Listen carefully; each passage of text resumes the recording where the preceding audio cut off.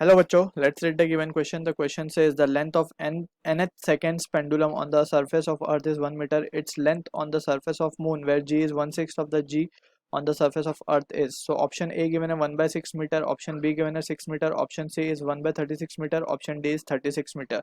So we need to understand के what exactly is seconds pendulum. So उसके लिए हमें पता होना चाहिए सबसे पहले तो जो टाइम पीरियड है फ्रीक्वेंसी टाइम पीरियड है जो सिंपल पेंडुलम का that is t equals to 2 pi under root L by G where L is the length, G acceleration due to gravity, T is time period.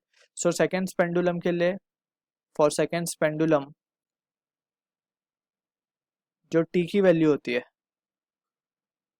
that is time period is 2 seconds. Alright, so using this we will try to answer the given question. Therefore now we can say 2 will be equals to 2 pi under root L by G.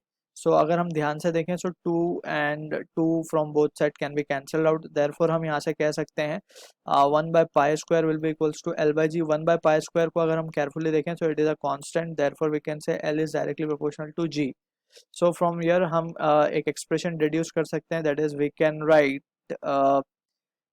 L of earth upon L of moon, that is length of pendulum on earth upon length of pendulum on moon will be equals to acceleration due to gravity on earth upon acceleration due to gravity on moon. Alright, so we are interested in finding the value.